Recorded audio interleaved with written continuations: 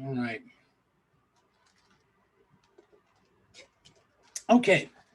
I've talked with a couple of you, but not many of you, and that's okay, about the final writing assignment. Some of you have already begun to outline that, sketch out ideas, things like that. That's great. Um, if you, I mentioned this before, I'll mention it again. If you've got like an introduction or an outline or something like that that you want, I don't want to look at an entire paper. I don't honestly right now have the time. I've got a bunch of administrative stuff going on right now, and I don't want to give your work a kind of cursory look. But if you give me, as a couple of you have, a pretty coherent introductory paragraph, so I can at least see how you're framing your argument, make sure that you're on solid empirical ground and everything else in terms of clarity of the ideas, I'm happy to do that. So just let me know if you want some help. Otherwise, I'm going to assume that you're working independently and you're perfectly comfortable doing that. Otherwise, I have no way of knowing. I don't want to, bother you and track you down and everything. Okay, so are there any questions on the assignment? I've explained it. The prompt is up there and is visible. It's pretty wide open. I mean, the only basic criteria of it, the only essential criteria are you have to have a coherent argument that is much more than merely an expression of opinion, okay? And wherever relevant, you have to cite either the sources we've looked at or you can bring in additional material as well, okay? So are there any questions on that? Again, the grade, for those of you who may have forgotten, 30% of your grade is the summaries. If you don't do the summaries, the most you can get, if you absolutely blow your paper out of the water, is 70%. 70% is a C minus. So, you want to do those summaries. That's why I've left them open as, unlike what I normally do is I'll leave them open until an assignment for a module is due and then I'll close them down. But I wanted to make those available to you because you, as I said many times, you can use those as points of reference for your earlier thinking on the ideas that we've encountered. And it might help you, revisit some things we did earlier in the term. It might help you flesh out your final paper, whatever. Okay, so I'm going to assume there are no more questions about that. Is that a safe assumption? Can we talk about Gandhi and Fanon? Okay. Let me start this discussion a little differently. I mean, we only have 2 of these left to go, and next week's is really, we have a chapter assigned, chapter whatever that is. I think it's can't remember. I think it's chapter 8. Yeah, and that's just on theory of political violence. We probably next week won't necessarily discuss that chapter specifically. What we'll be doing instead is looking again at how you might tie these things together and come up with some coherent theory. But we got specific ideas here, and the first one is the treatment here of Gandhi. I like to be pretty honest about where it might affect my judgment and my critique about what my position is, and I have always been a kind of Gandhi skeptic. I don't trust any mythology that involves unverifiable things or things that are contradicted by the historical record or anything else. Okay, and I think that the most profound challenge for me with Gandhi is the same problem I have in many ways with Freud. It's that there is this mythology that's grown up around these 2 colossal individuals, right? And a lot of it is absolute nonsense. Okay. I would say that for the most part, the authors have avoided that. Instead, they've chosen to look at Gandhi in a way that's not quite as common. And they've looked with particular emphasis at, and they've done this with Fanon too, at the notion of a kind of a gendered theory of violence, or in this case, nonviolence with Gandhi. Okay? Let me just ask you, rather than have me just bore you to death, as I do every frickin' week by summarizing these things, what was your reaction to that? Because I think for most of you, that's a very different way, for at least for many of you, a very different way of thinking about Gandhi. I don't think most of you, the exposure that you had to Gandhi, ever talked about sexuality or that, or gendering or any of that kind of stuff. And what the authors here are arguing is you can't make sense of Gandhi if you ignore that. Otherwise, it just doesn't make sense. I would suggest that the same thing could probably be said of the historical or the mythic Jesus Christ, that there's probably some sort of gendered narrative in there if you look at the various things that have been ascribed to Christ. Of course, we can't do that because we don't, we don't have verifiability. Okay, there's John Pardo coming in late. What do you think? What reactions? What did you get out of it?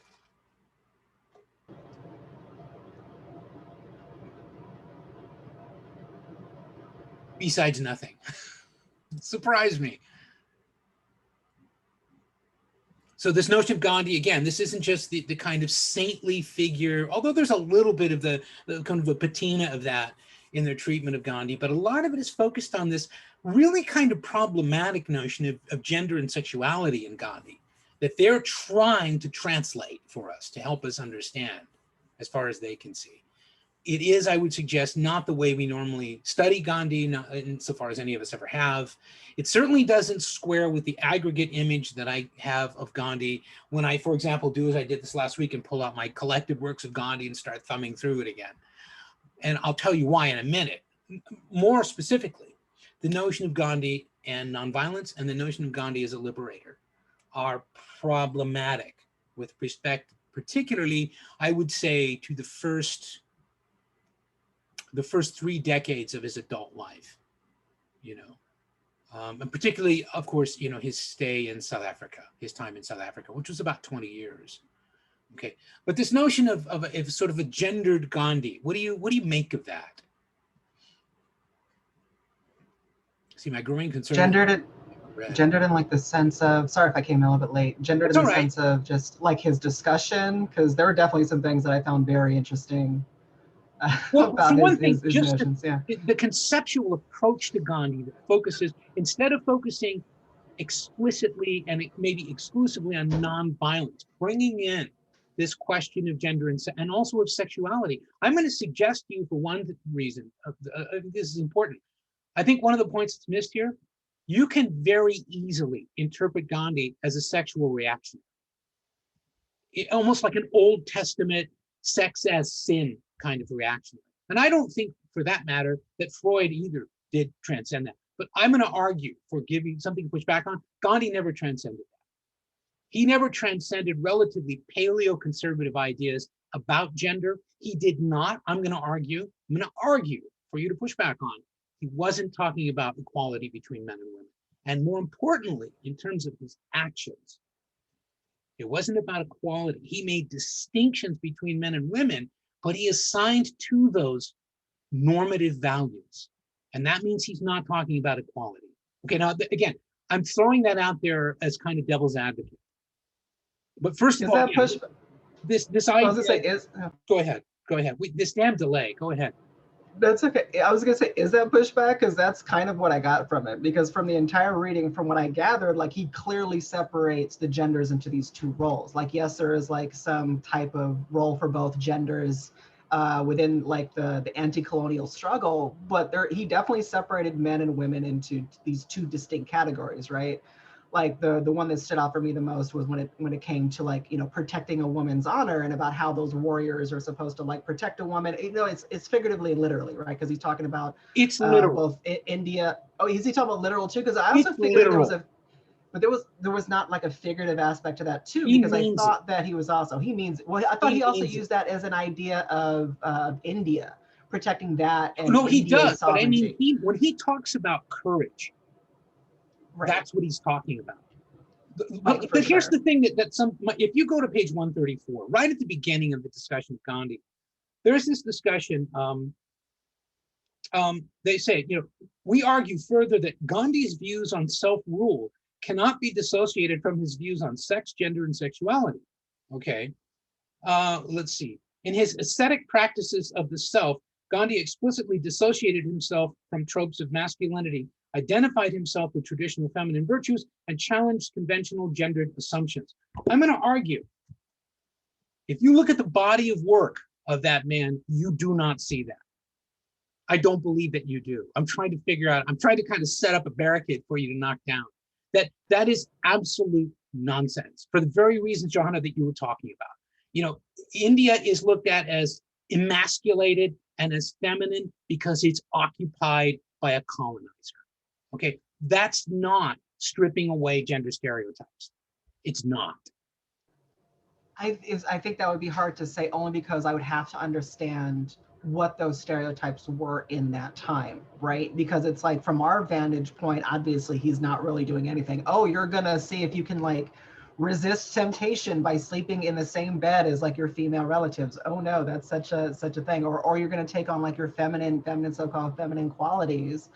I don't see. I actually I agree with you, but I also have to think of what was that like for his culture at that time. And so maybe it was, I gotta confess that I don't know enough to know what that gendered system was like back then. So I can't really say one way or the other Well, personally. that was actually, I don't want to sound too contrived about this, but that's actually kind of one of the critiques I was trying to fish for a little bit, is that one of the problems with Gandhi that's commonly ignored by Westerners who think they've got a grasp of Gandhi is that they don't really realize the culture within which he grew up, you know, in an arranged marriage at the age of 13 to a woman who was immediately expected to be his servant. And that's a powerful lesson for a 13-year-old boy. You're the man, you're the boss. Yeah, this is your property.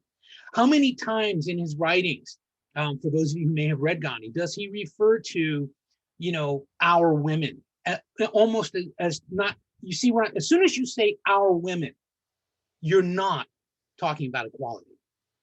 You're not. You're looking at women as a possession.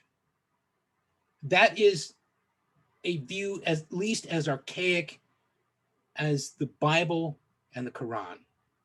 It's old school, old world, and there's nothing equalitarian or progressive about that. Not even, by the way, it is consistent with the prevailing notions of gendered roles and social expectations in India among the Brahmin caste at that time. Okay. But another thing that it ignores, and this is going to be more interesting, I'm going to suggest when we get to Fanon. If you look at the early, as I say, roughly the first 40 years of Gandhi's life, more than anything else, he does not seem to be struggling for liberation. He seems to be struggling for inclusion within the British Empire. Okay, that's not a small thing. All right, he did not support equality for Black Africans in South Africa. He did nothing to advance that cause. He repeatedly and consistently set aside his complaints as being on behalf of South Asians in India. As a distinct class, he believed in the Aryan myth of a common cultural and ethnic origin of both so-called white Europeans and South Asians. That is, by the way, the basis of the domination of the Brahmin class in part, is that Aryan mythology. Okay. And he believed profoundly well into his adult life that that was a common expectation. He was actively involved, despite claims that he had begun anti-colonial struggle. Why then was he so actively involved in convincing his own countrymen to fight on behalf of the British and the Allies as late as the First World War, which he clearly was. And the reason why I mention those things is because those are stereotypical to the extreme. That's classic conservative, reactionary, we're part, you know, it's the expression that used to be used, extremely pejorative, is we're the Oriental gentleman. That's where the expression wog comes from, okay? There were worse words that were used, but it was the idea that South Asians in particular had the audacity to present themselves as the equal of white Europeans, okay? And that's what they fought for. So I'm going to suggest to you that to decode Gandhi is much more, first of all, it's much more interesting than is often allowed for. It's much more complex. And it involves a tremendous amount of acceptance on faith that he really did evolve in a more, you know, progressive way as he matured. Okay. It also calls into question what his real role was in the ultimate emancipation of India as a sovereign country. Okay. We know, for example, we know that he opposed the partition of India at the time of India's independence. We know that. We know that that was largely a construct of the Muslim League and of Indian Muslims. Okay, they wanted out because they were a minority and they were going to be persecuted. And they have been, by the way, to this day, persecuted under Indian rule. Okay, by the way, including when India was controlled by the very Congress party of which Gandhi was once president. Okay, so this is a complex history, first of all. What I'm trying to get you to do is set aside all the coloring book assumptions that many of us have about Gandhi. He wasn't Jesus Christ. Okay, he would from time to time admit that he was indeed very flawed. That's somewhat covered in this chapter. But what about this notion of, you know, his feminine side and the femininity and all that? Does that really square, even for those of you who are not comfortably well read in Gandhi, does that really square with just the treatment of Gandhi you're getting in this chapter, that he is consistently somehow regendering things? Or, you know, what is he really saying about for example, what is Gandhi saying about the role of men and women in the struggle for independence, or in general in war or violence? What is he really saying, according to the authors? What's he trying to convince us of? Are men and women equal? Is that clear? There's an easy answer to that. I'm gonna say no. Yeah. But then I still gotta like, well, what was that like in his time? I don't feel like there was, because he clearly still makes these two distinctions, right? Roles, especially in the anti-colonial struggle. Okay, so but do you see why it's important for us to do that? Because Johanna's right. I mean, we have to think, well, wait a minute, he was a man of his time. We hear that all the time. You know what? Hitler was a man of his times too. So don't go there, okay? But I know what you're saying, and it's a perfectly legitimate thing to say. But he was a man of his times. And in that sense, he carried forth very traditional notions of the place of women and the place of men. And for the most part, women belonged in the household. By the way, when you read Frantz Fanon, at times Fanon seems to be saying the same thing. We'll get to that as far as we have time. And Fanon, remember, comes along quite a bit later than Gandhi. Indeed, rises to prominence after Gandhi has died. Fanon is essentially a creation of the 20th century. Gandhi is a creation of the Victorian British Empire. We have to remember that. He is a Victorian Brit, at least in part of his heart. Certainly he is as a young man. When he's a young, ambitious, lawyer struggling to build a practice, failing so badly that he has to go to South Africa, where he does not want to go because he's going to be under extreme segregated circumstances there. Okay. But he does it nonetheless. Okay. He's not trying to get out from under the yoke of imperialism. He's trying to find his place within the empire as a young man. And when I say young man, I mean into his 40s, arguably. Okay. But in terms of what the authors seem to think is most important, which is this question of gendering and sexuality and all this, think about, for example, the perhaps infamous, at least at the very least, intriguing experiments of Gandhi, where he's going to sleep with his young female relatives and all that. How is that not patriarchal? Who's making the decision to do that? It's not his 13-year-old niece. Who's making the decision? The male authority figure. Okay, when you see photographs of Gandhi, he often will be surrounded by women. And that purports to demonstrate how egalitarian he was toward women. That's nonsense. Okay, it's absolute nonsense. When you look at the way his ashrams were organized and things like that, there were, people were segregated. There's also a real problematic history that he has with Islam. Again, it's not about judging him, but it's about deconstructing the myth to see if we can get at the substance of his philosophy. Okay. But I would suggest that the biggest problem Gandhi seems to have with respect to sexuality is not his gendering of violence. All right. It's his association of sexuality with sin. Right. I mean, he says again and again and again and again, right, with respect to nonviolence, that nonviolence fails because people cannot control their passion. Passion is part of the human animal. It's part of who we are. It's a motivational impulse to accomplish things. It's not sin.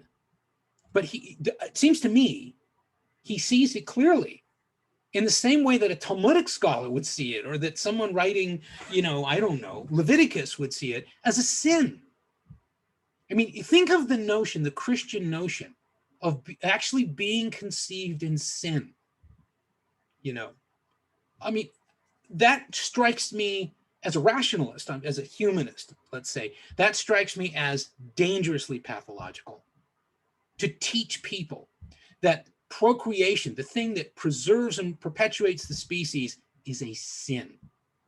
Okay, you can't have procreation, never mind fun, you can't have procreation if you don't have passion. You can't. It doesn't work that way. That's not the way the human body's meant to operate, and it's not the way the human mind works. I'm not getting any reactions. I really need to know, how many of you, please let me know, how many of you just didn't have the time to read this? I sort of am concerned that I'm talking to people, many of whom haven't read what we're talking about. Am I mistaken in that? I'm getting nothing. I did not have the opportunity to read this section beforehand. Okay. I apologize. No, I'm not trying to out anybody. I just need to know, because if I'm just repeating stuff you've already read and I'm boring you, then I'm going to stop. But I do kind of have a job, and my job is to try to teach you this stuff. But I got to start where you leave off and then build from there. That's what I'm trying to do here. Am I ahead of you with all this discussion of gendering and sexuality and Gandhi and all this? Is that not something you're comfortable enough to discuss? I mean, you got to tell me. You have microphones, you can speak.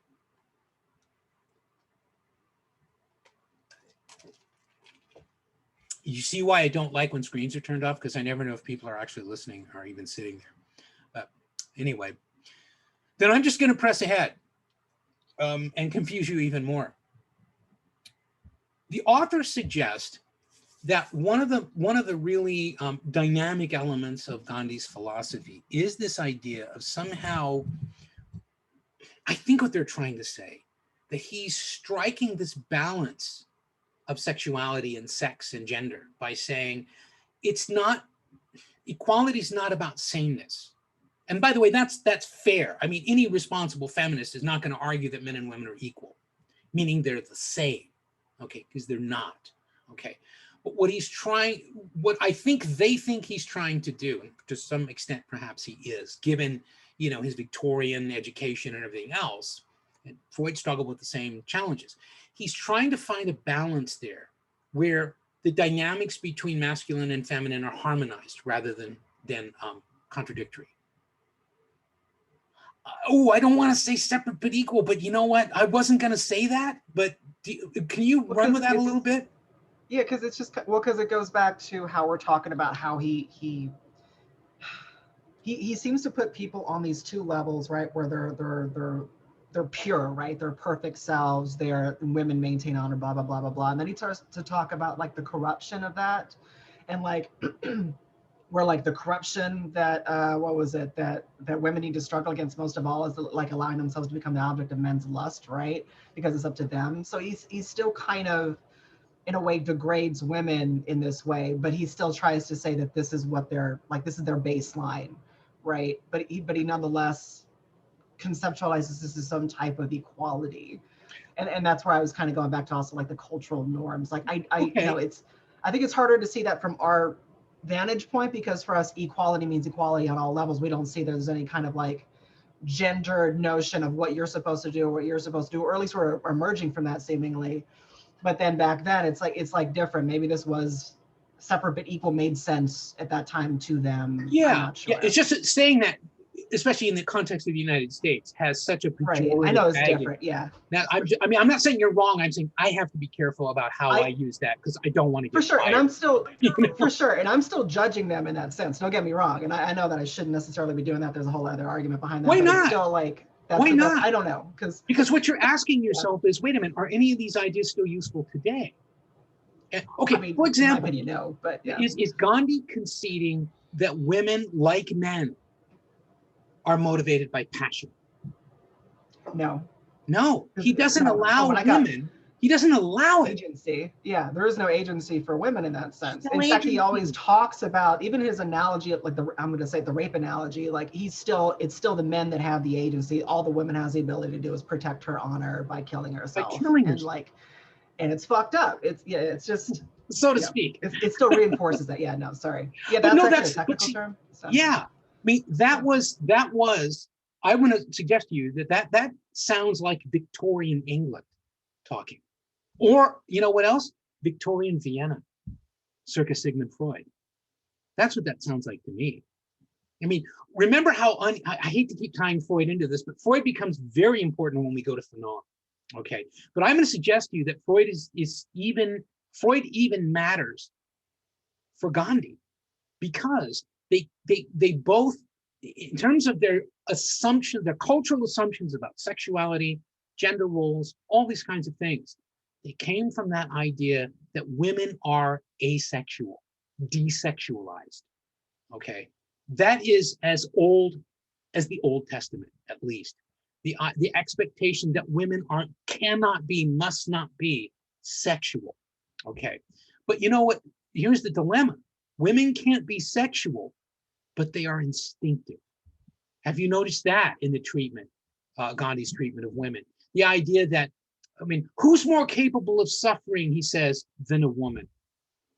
He talks about self-sacrifice. Yeah. etc. Yeah, they're more capable of it, exactly. But he perpetuates that idea throughout pretty much all of his life, at least in terms of what I can read, right?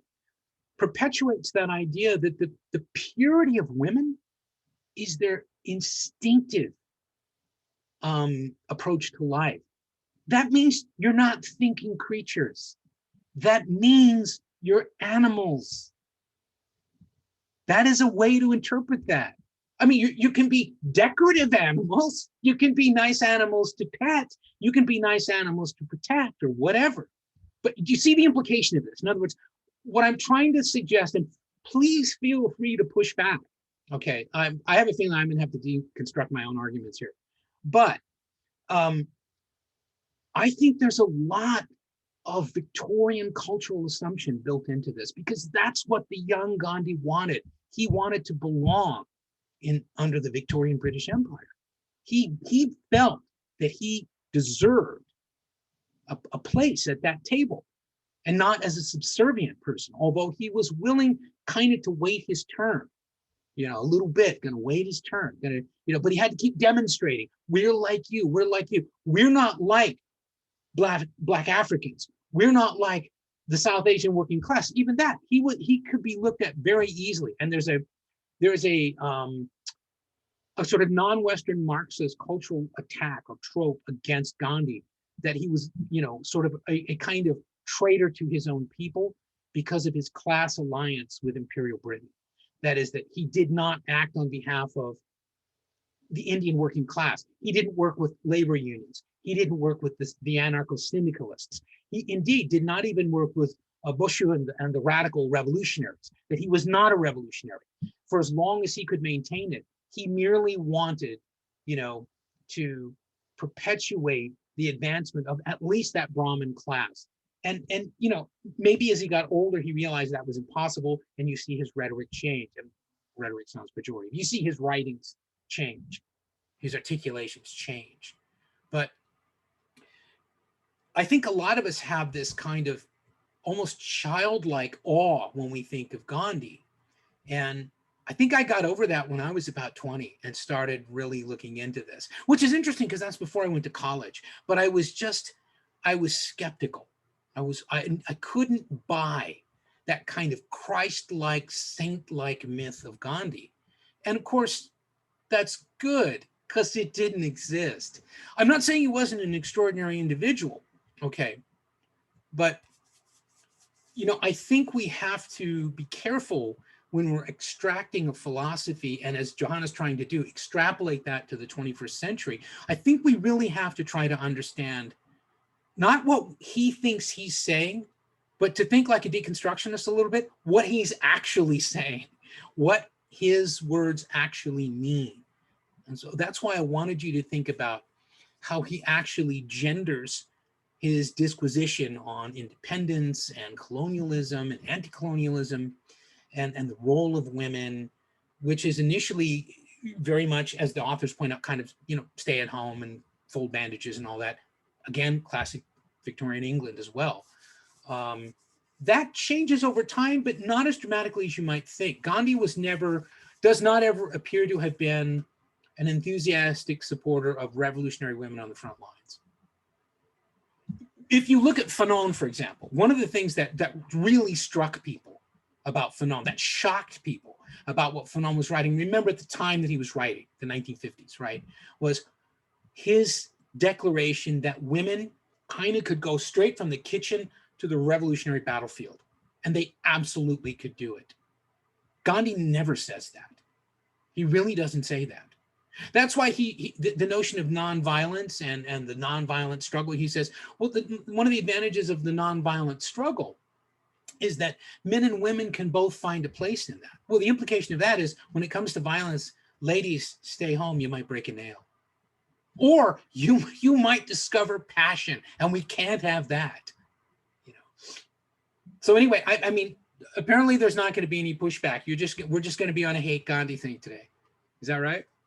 I mean, we could start talking about Fanon, because I could talk about like how it's interesting that he felt that women were kind of like hiding out, like dealing with their role in society, waiting for the moment to rise up, so to speak. Well, I think, you know what, why don't we then, it seems like you're not interested in any of you really in talking about Gandhi today. Let's talk about. I can talk about whatever. Well, I mean, as a cohort, Johanna, you'll talk about anything as long as you get to drop some F-bombs. Very much like myself, if I get to swear, if I get to embarrass people a little bit, I'm comfortable. I'm good to go. And that's a mean thing to say, and I'm only teasing. Frantz Fanon, though, is a really intriguing thinker. I did not discover Fanon's work until I went to college. I had heard, obviously, because I did as in another life, prior to education, most of my cohort tended toward either agrarian Marxism or something like that. A lot of the people I knew early on, the political people I knew, were putting together sort of agricultural collectives and things like that in Yolo County and around there. Very interesting people. A lot of them are actually still doing it. And that's how I was introduced to Fanon. It was kind of the hippie thing, lots of patchouli oil. It was wonderful, no undergarments. It was a fantastic way to live, But Fanon's not that guy. That's not him. Fanon's not a hippie. Okay, he's not. Tell me about Fanon. What is he saying? And we can set aside the gendering of the narrative if we want to for a while, but what is Fanon saying about violence? He has a very interesting, and some would say disturbing, philosophy of violence. It's powerful, very much informed by his experience as a Western trained psychiatrist. What's he saying about violence? Is violence, first of all, let's start with simple assumptions. Is violence bad? No, I mean, definitely not in the sense of revolutionary struggle, right? Well, not only is it not bad, go beyond that.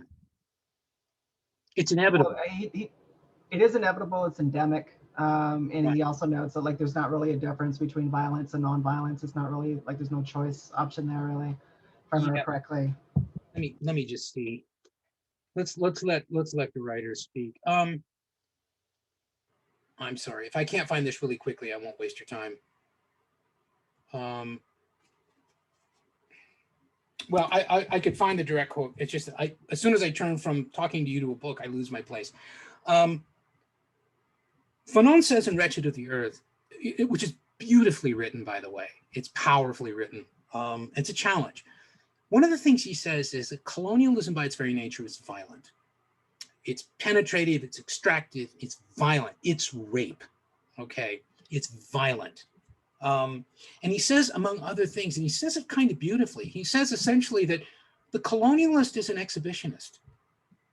The colonialist knows that the strength in numbers is against him. And it's almost always, the reference is almost always him. It's seen as a penetrative masculine force. Again, that backdrop of sexuality, his psychological background, that's metaphorical and that's intended, okay?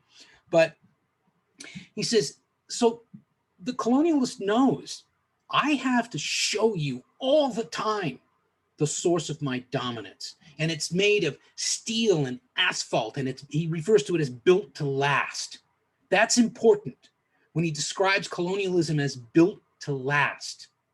What he means by that is not just the buildings and the streets and the sidewalks and the sewer systems and the clean streets. He makes a lot of that. But what's built to last is the degraded status of the colonized. That's built to last. And it's built on an architectural construct of violence that is constantly visible to the colonized. This is what you face if you thwart us. Okay. In the meantime, we will further degrade you. We will rewrite your own narrative by stripping you of your own history and culture, and we will rewrite the narrative of you as human animals. Indeed, if human at all. Okay. That's all violent. And so what he's saying is anti-colonial violence is what he, various places in Wretched of the Earth, refers to as reactive violence. This, by the way, is a quasi-psychological term, reactive violence. The idea of reactive violence, as Fanon describes it, unless that doesn't make sense, is the only motivation for the violence is reacting to violence done against you. It's not merely self-defense, because you're not just fending off the blows. You are now the aggressor. When he's saying reactive violence, that's what he's talking about. He's not talking about nonviolence. He's not talking about passive resistance. He's not talking about merely defensive actions. He's talking about ripping out the throat of the colonizer. But that's a reaction to the violence of colonialism for Fanon. Does that make sense? Not do you agree with it? Does it make sense? Okay. And so I think it's pretty easy to see just at the macro level where the metaphors used in that, the imagery used in that are very much gendered. As we've seen in many of these thinkers, violence is typically gendered as a quality of men. Fanon is unusual, though, I would suggest, and I think the authors would agree with me, or I am agreeing with them, because they know more than I do, would agree, though, that Fanon, more than any of these other thinkers, with the possible exception of Beauvoir, but you have to really read into her work, is trying to say, oh no, women are just as capable of violence as are men. And in fact, he also seems at times to describe women as creatures of instinct more than creatures of reason. He doesn't seem to intend it in a pejorative way. He doesn't seem to be trying to demean women or reduce in status women. But he is trying to get into what he believes, because of his training, to be psychological predispositions that distinguish men from women in general. Okay, does that make sense? It's a very hard read, and there's a lot of disagreement on exactly how to interpret Fanon properly. But I'm going to suggest as one way of thinking about that his is not a Victorian view of the world.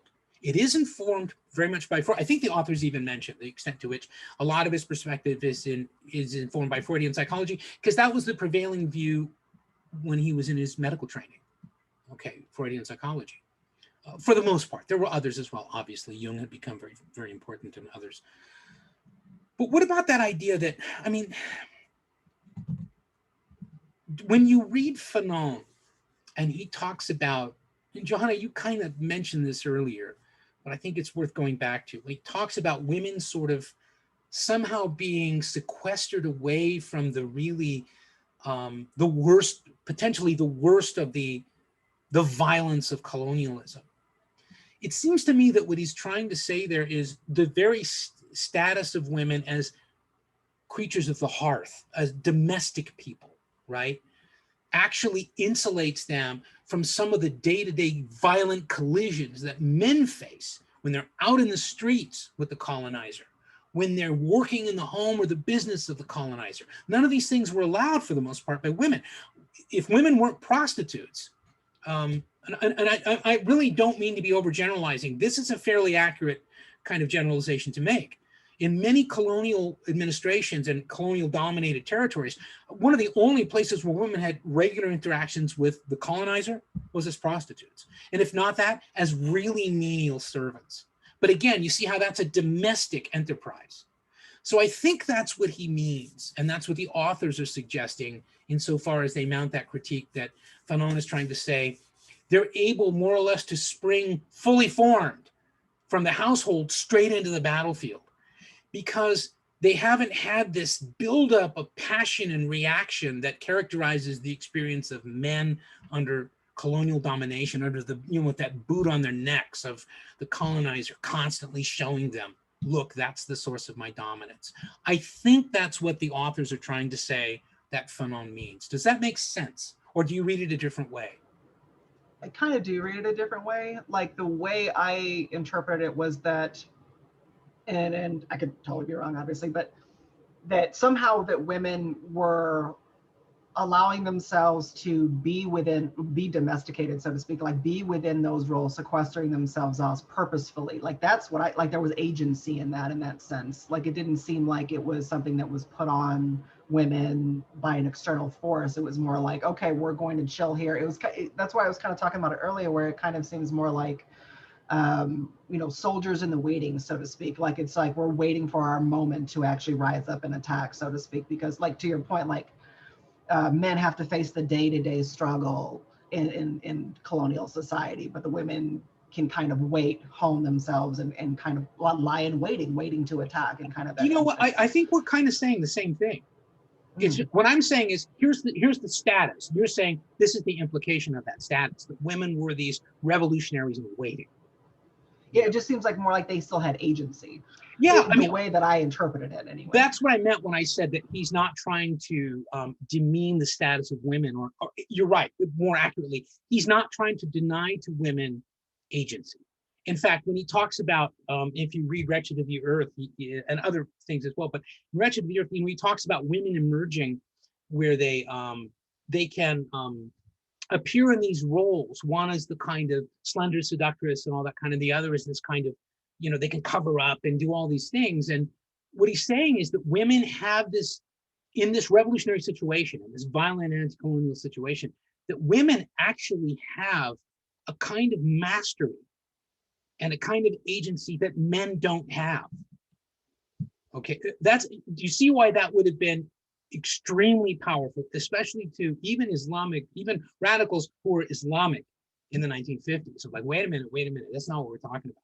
I'm going to suggest to you that Fanon is far ahead in many ways of his own culture, particularly with respect to Algeria, which is his adopted homeland, compared to Gandhi in India. He's far more progressive, I'm going to suggest that if there's an important distinction to be made between Gandhi and Fanon, it's going to be that Gandhi is essentially a reactionary thinker, which I will try to explain in a minute. And again, remember when I say these, I'm saying this is a way to look at this. I'm trying to give you things to look for when you read this to see if that bears out for you. But I'm also saying these are perspectives that some people advance. That Gandhi is essentially reactionary. His idea of equating sexuality with sin, his idea of at various times being a kind of Luddite and saying we need to get rid of all these Western influences and this technology, and we need to wear traditional clothing, which nobody wear, but impoverished people wear anymore. Certainly no one in the Brahmin class. In that sense, it's a fabrication. He's trying to turn people back maybe hundreds of years. Okay. In other words, there's not a lot that's new in Gandhi. Okay. That's what I mean when I say he's a reactionary. And especially sexually, I think he's a reactionary. Fanon is an authentic revolutionary because for Fanon, violence, how we've had that whole dilemma for some of our philosophers, that means end problem. Can we justify violence if it achieves desired outcomes? Okay, Fanon, I'm going to suggest, is saying, yes, we can. So the question is, what's the desired outcome? It isn't merely getting rid of the colonizer. That what Fanon argues in Wretched of the Earth is the real purpose of that violence and the benchmark of success is that you actually remake the world. At least the world that you inhabit and you control. Okay, that's red in tooth and claw revolutionary idea right there. That's not, Gandhi's sort of saying that, but he's saying you do that by turning the clock back 100 years or whatever. Does that make sense? Yeah, no, he talks about like a new politic, right? Like especially when it comes to like women rising up and actually becoming an equal part in the struggle. He talks about like that's part of the new politics and what we should expect. So that to me Right. that sounds revolutionary. It was something like that. I can find Yeah. the quote probably. Let me briefly just give you a little bit from the conclusion, which I think far too few people read. I think that Fanon is widely read, but not very widely understood in many cases, because I don't think people ever finish his books. But he's got a very strange relationship with Europe and with Western technology and with Western accomplishments. He's not just anti-Western. It's much more complex than that. But he said one of the things he says about, you know, this is what he means by rebanking the world. He says we must abandon our dreams and say farewell to our old beliefs and former friendships. Okay, let us not lose time in useless laments or sickening mimicry. Let us leave this Europe which never stops talking of man, yet massacres him at every one of its street corners, at every corner of the world. Okay, but elsewhere, right, he talks about how Europe has taken over leadership of the world with fervor, cynicism, and violence. So this gets back to the idea that we're reacting to the violence of Europe. Okay, and remember, he's informed by recent living memory of the Second World War too. Okay, but this is where it gets interesting. He talks about Europe has gained such a mad and reckless momentum that it has lost control and reason, the very things that are supposed to be the foundations of European intellectual life, right? And is heading at dizzying speed towards the brink from which we would be advised to remove ourselves as quickly as possible. Okay, so it's saying, you know, when he's saying of the colonizer, that European model is really seductive. When you look at the technology, the achievements, the power of that model, it's really seductive. But you've got to look at the other side of it. He's clear in his conclusion that he's got this ambivalence. On the one hand, it's clear that when he looks at the entire historical record of Europe, he can't help but be awed by the incredible transformative accomplishments of Europe. And in this, obviously, he includes the United States. But then in the next breath, he says, it came at this cost, which was essentially war with the rest of the world. Does that make sense? Because this is a really important component of understanding Fanon. He doesn't think it's cool to kill people. He just says, this is what we have to do. We've been left no choice. He specifically, explicitly rejects nonviolence. He was clearly not amused by Gandhi. He was not impressed.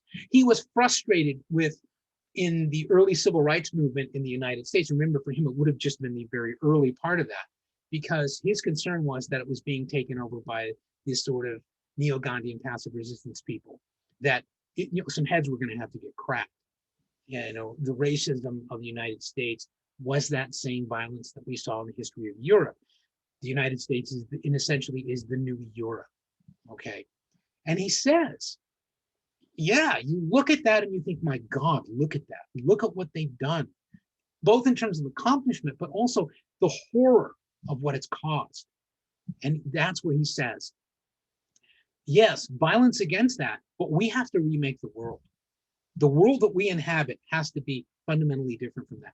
What he doesn't really do is explain what that new world's going to look like. Not in Wretched of the Earth, he doesn't. Okay. When he writes in A Dying Colonialism, I don't know how many of you ever read Dying Colonialism. He gets into this a little more in a different way, but I think the more powerful vehicle for his thinking is Wretched of the Earth. And probably it's the most widely read if not read completely. Okay. So main concepts here, I would say. One of them is the idea that he really is a revolutionary thinker, a transformative revolutionary thinker. He's an authentic revolutionary. He is part of an anti-colonial struggle, even at the risk of his own health and safety. He's not just an abstract intellectual. And this brings us, I'm going to suggest, to the fundamental dilemma of philosophy. Okay, I mentioned this early on in the term, but I think this really points it out. One of the challenges of giving philosophy its due is to have to acknowledge with intellectual honesty that philosophy isn't doing, it's just thinking.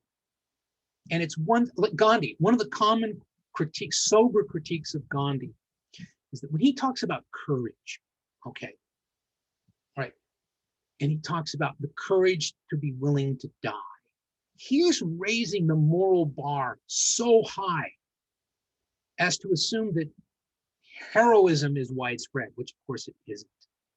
Okay, he's being unrealistic. In his philosophy, he's demanding so much of us, mere fallible mortals, that even he can't live up to, and he's supposed to be this saint-like figure, right? If that's the case, then of what use is his philosophy? That's what informs Fanon's thinking. It would be great. It goes back to that whole argument of if we were saints, we wouldn't need law. If we were angels, we wouldn't need government. But we're not, and we do. And this is Fanon. Colonialism isn't going to remake the world for us. It's going to destroy it. Because our world is not the colonizer's world. And our world is an obstacle to the completion of their world. Therefore, it must be destroyed. So the only reaction we have, and that's the key concept in Fanon, is reactive. I'm going to suggest reactive violence. You pushed us to this. You did this to us. Now, our merely taking violent, reactive action against you is not, it's not a question of whether or not it's justified. Okay. He's trying to explain it, not to justify it. In justifying, I think Fanon is trying to say, the only way to justify that is to be able to realize that transcendent new life, new world as a consequence of that violence, that violence is necessary to that explosion of human potential that will be creating this new world. Okay, it can't be done by itself. Just resisting colonialism violently accomplishes nothing. Another thing that's commonly undervalued in Fanon, and it is mentioned, but I think not, I would like to have had more coverage of that, is Fanon, as a trained psychiatrist, he has real concerns about the impact of even this nominally justifiable reactive violence on the psyches of the individuals involved in it. And boy, there was no better laboratory within which to observe that than, Algeria during that struggle. It was incredibly violent. Nothing was safe. It became really total war. Okay. And it shattered the lives of tens of thousands of people. And it had a generational effect, that he's very aware of, right? I don't think we see that in Gandhi. I don't think we see a very mature understanding. And let me tell you why, because I made a couple of notes here. These are things I got out of, the complete works. When he talks about violence, remember, this is pointed out in the book, he talks about renunciation. You have to renounce colonialism, okay? And you have to renounce that domination. He's implying an agency that may not be there. He says, I do believe that where there is only a choice between cowardice and violence, I would advise violence. I would rather have India resort to arms in order to defend her honor than that she should in a cowardly manner become or remain a helpless witness to her own dishonor. Do you see how this is what Johanna was talking about earlier? We feminized India as a woman whose virtue is being threatened by violence. So, and yet he's not saying of India, well, then you at least should take your own life, right? And protect your virtue, because he knows you can't. So what is he ultimately saying? Pick up arms, be violent. How is that consistent with what most people think about when they think about Gandhian nonviolence? Nonviolence is infinitely superior to violence. Forgiveness is more manly than punishment. You see how these acts of reason and agency are almost always masculine? Okay? Forgiveness adorns a soldier, but abstinence is forgiveness only when there is the power to punish. He's making an interesting point. Choosing nonviolence only matters when you have the power to kill. Otherwise, you're not choosing it. So, I mean, he's making some interesting points, but this is really different from what most people think about as this idea of sort of turning. He's not talking about turning the other cheek. He's not. This isn't Jesus talking. Okay. I do not believe India to be helpless. I do not believe myself to be a helpless creature. Strength does not come from physical capacity. It comes from an indomitable will. You know what the problem with that is? That is not something with which most of humanity, is endowed. Very few of us have indomitable wills. So how is it realistic to assume that we could find that? It's really not. Also, especially important when he says this almost sounds like Fanon.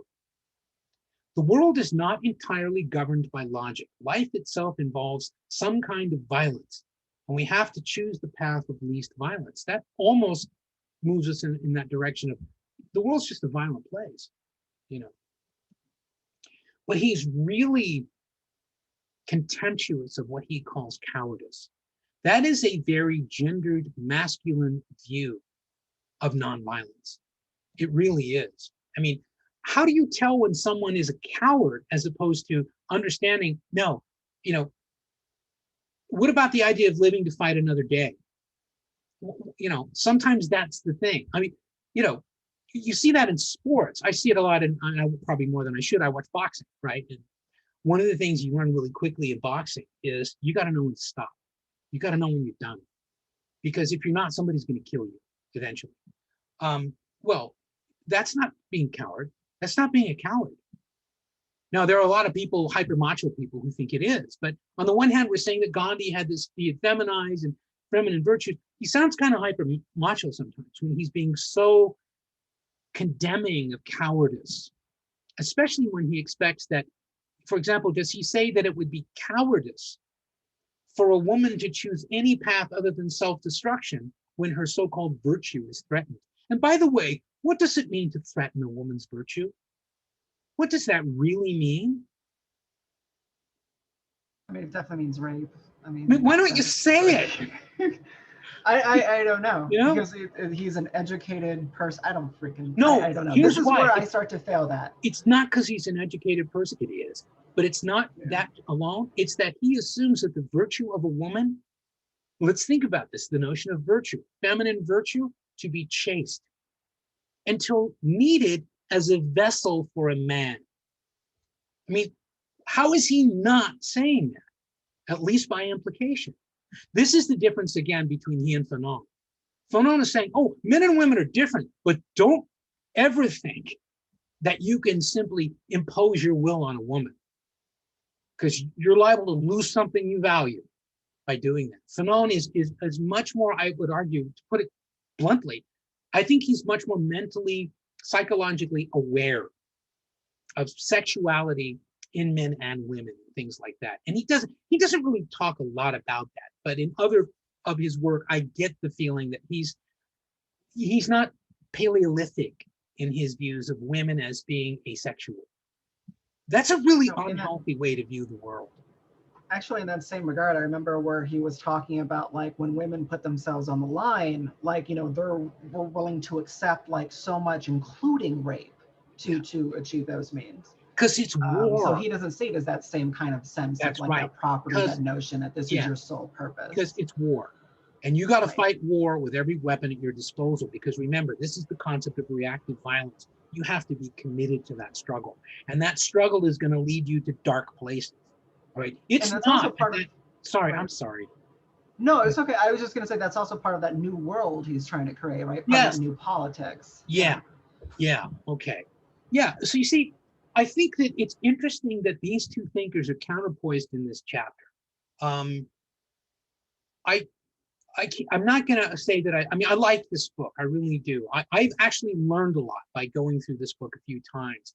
I mean, I've read all of these people in one form or another from undergraduate on, and I'm kind of like, oh, I get what you're saying. But it's compelled me to go back. For example, I had to go back and start rereading someone I thought I'd never read again, Gandhi. It compelled me to go back with fresh eyes and reread Fanon. I've done that with Bakunin, and Bakunin's my buddy now. I go through this love-hate relationship with Bakunin, but there's so much about his philosophy that fascinates me. Same thing with Fanon. It's like, God, do we have? Yeah, we do. Okay, we have to do that. it's compelling. And I think it's an important distinction that, Gandhi, I am going to suggest, well, he is certainly involved in the independence struggle. He holds himself aloof from the violence that necessitated it. Gandhi is not what caused Indian independence. Okay, he's not. And his philosophy is not why India is independent. I mean, the historical record's pretty clear on that. There were acts of violence, terrorism, insurgency, violent revolutionary, general strikes, all kinds of things in a growing wave. Plus, the complete exhaustion of Britain after the Second World War. Believe me, they wanted nothing more than to hang on to India. Remember that they had been using India and its military as the most significant projection of imperial force in Britain because of its enormous population and the willingness of many in that population to be trained for military service, either as members of the private armies, like East India Company, or within the British Navy and the British military. The 1857, I mean, the idea of a mutiny by Indian sailors in the Navy. I mean, that right then had to be put down by such extraordinary violence that it also kind of exhausted Britain for a while. Yeah, jewel of the British Empire. Yeah, because it was. Look at it on a map. Look at its resource base. Look at its population. Look at everything, and then think: would you willingly walk away from that if your mentality was one of empire? No, you wouldn't. Okay. So it's a fascinating history, but I think the difference there is that Gandhi has allowed us to sanitize the independence of India as a benevolent act of the British because of benevolent acts of Gandhians everywhere. It's sort of like how we sanitized, I shouldn't even really get into this, especially right now, but I have to say, the comparison is apt. The way we have sanitized, many of us have, unfortunately, sanitized the creation of the state of Israel.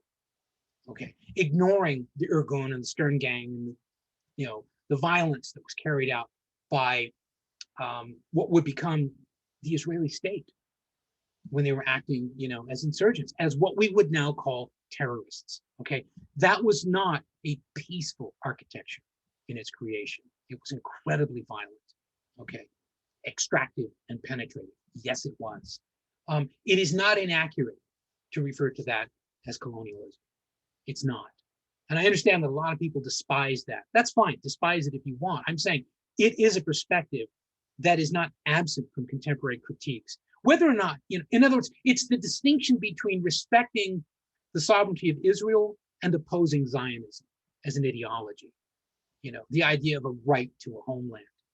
And it's, I think something like that is at work in the way that we framed the independence of India. That we just ignore the extraordinary violence involved in that, and we just don't connect those dots. By the way, the main reason we don't is because British literature at that time didn't offer very much assistance to us. I mean, a lot of British literature, and a lot of what we learn about Britain from that era is from its fiction. We don't read its history, we read its fiction, but you read Sherlock Holmes, which is the aftermath of that, or you read other, Victorian English writers, and they give you this incredibly distorted view when you're looking at, the Raj and, all the dynamics of the ultimate independence and sovereignty of India. Okay. I think this mythology of Gandhi gets swept up in it and it becomes a David Lean picture, it's not real. It's not real. And as is almost always the case, the sort of deconstructed or decoded reality of Gandhi, the political force, if not Gandhi, the individual, is so much more fascinating than this mythologized coloring book child's garden of verses, rendition of Gandhi that most of us are given. But you notice how Fanon was never rehabilitated in Western eyes. Fanon was always marginalized as angry, as mentally ill, as a violent, pathologically violent, and all the usual pejoratives piled on top of Frantz Fanon. You know why? Because he never recanted. He said as coherently as he could what he saw when he looked at the world.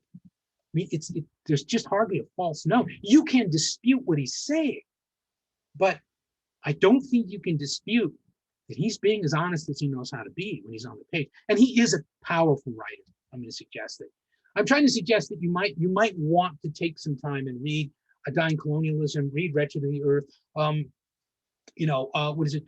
Black Faces, White Masks. Do I have that backward? I can't find a copy of it. I know it's here somewhere. It's a powerful book because it shows the cultural violence of colonialism in a really interesting way. Yeah, very fascinating stuff. But it's the kind of thing that now would be described as, critical race theory, and how it's, we've got to do away from that because it's going to make you hate America, or it's going to make you hate white people. It's not about hating white people or hating America, but I think we're always better off if we try and get as accurate a reading of things as we can, knowing that we're flawed, our capacity to interpret history is flawed, and the accuracy with which history is recorded is flawed, but at least I think the effort has to be there. It's sort of like the effort of the dispassionate intellectual to aspire to objectivity. Yes, I'm never completely objective. I know that, but the more I aspire to objectivity, the more aware I am of my preconceptions and my biases, the better a scholar I am, because I catch those things and I filter them out. One of the reasons why it takes me so long to complete written research, I was just looking at this because I was asked today to we're doing assessment of the programs and stuff. We do this periodically. And Dustin was like, hey, I need you to give me a précis of your last 3 years of work or 5 years of work. And there were only like these 3 significant pieces of research. Each of them took like 2 years. But it's like, yeah, it took that long, because when I get results, I send them out to colleagues of mine. It's nice. We got this little network where we send each other our work on it. And I'm asking them, what have I got wrong? What am I missing? That's an attempt to be objective. Okay, and that aspiration is important. I think Fanon struggles with that in Wretched of the Earth because clearly this book is an attempt to mobilize revolutionary forces. The last chapter, the conclusion, is directed to his comrades. It's not directed to the world. It's directed to revolutionaries. That's powerful stuff. Okay, anything else?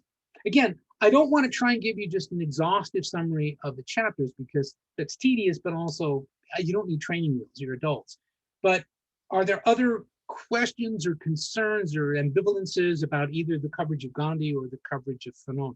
It is in many ways one of the more problematic chapters because of the way it's constructed. And that is not a bad thing. It's just that it's a challenge. It's kind of a challenge. Nothing? Okay. All right, let me very quickly talk to you about something. My concern, one of my concerns right now is that because we've lost a week, you have 1 week less to do your final projects, to do your final papers and things like that. We don't necessarily have to meet as a class next week. If enough of you are feeling like I am super busy, boy, if I knew I had that hour and a half and all that, I can look at that last chapter myself. The last chapter is essentially a blueprint for how you do your final assignment anyway. I did this with my terrorism class. I'm going to give you the option if you want to do it. Okay. What I can do is I can say, okay, attendance at next Thursday's class is not required. If you know where you are with the material, if you feel comfortable about where you're going, good. Then you know what? Finish your other work, do your outline of this paper. You've got, I'm pretty sure, I'm sorry, I should know this without looking, but again, I want to be accurate. I believe I'm giving you, in fact, look at that. What a nice guy. I'm not a nice guy, I'm an asshole, but I'm trying to be nice. Look what a trying to be nice guy. I'm giving you until Saturday, okay, to finish this thing, because sometimes just that extra day will help. All right. What we could do is, if you don't need any help with that last chapter, if you've gotten everything you can wring out of the class, you don't have to come to class. What I will do, unless you want me to do otherwise, I'll go ahead and use the link and log on and be available as though it were an office hour, but only for students in this class. So that if you have questions about your paper, you want to talk about it with me or things like that, we can do that. But if you're thinking, look, Bill, I can't go any further with this stuff. My brain's kind of full. and I've got this other like 25-page paper I got to do, and I could use that time and concentration. And I know I've got till Saturday, and I don't, if I don't have to come to class, that makes it easier for me. That's fine. Tell me, what do you want to do? Do you want to meet as a class next Thursday, or do you want me to leave it up to you and just log on with the idea that if anybody needs help from me, they'll log on and talk? What do you want to do? Optional sounds good. Okay, that's Sarah. What else? I don't know why you guys don't use your microphones. You're already, most of you shutting your screens off. Your microphones function. The human voice is a beautiful thing, except for mine. What do you think? Yeah, I definitely think the optional like office hour option is a good one. Okay. The idea being, I'm still here if you want to talk about something or run an idea, but you don't have to if you're comfortable with where you're going. Okay, shall we just figure that that's what we're going to do? Because if that's what we're going to do, it is now recorded, but also when I post this recording, I'll put a reminder on there that for next week, that class isn't required, but that I will be available. Okay. Other than that, this has been I know this has been a challenging class and in some ways a frustrating class. I've had a lot of fun with it. This is the first time I've taught the 371 class. I've been wanting to teach political philosophy here since I came here in 1996. And I've, for the most part, never had the chance, because that was always the province of Paul Pavlich. And Paul's retired now, so now I get to do it. Anyway, all you really have to think about now is please do those summaries. I know I keep mentioning that, but it's such a big part of your grade that you're not going to be happy with the grade you get if you don't do that, unless you're willing to take a C to a C- or worse. Because if you say you get what would have been a B on the paper, okay, all of a sudden you might be looking at a C+. Okay, I don't think most of you are going to like that. So some of you have gone back sort of retroactively and put something in there. And by the way, if it's just something, if it's a line or two, that's not going to help you very much. Okay, I mean, I want a good faith effort at these. If you've been doing it all along, and many of you have, you don't even have to worry about it. But for a few of you, you've just kind of blown it off. That's, again, that's your choice, but you're not going to like the result. Other than that, I'm going to assume that I'm not going to see most of you next week. Ergo, have a great summer. And for those of you who aren't graduating, I guess I'll probably see some of you in the fall. Right? Anything else? All right. Thank you. Okay. Later.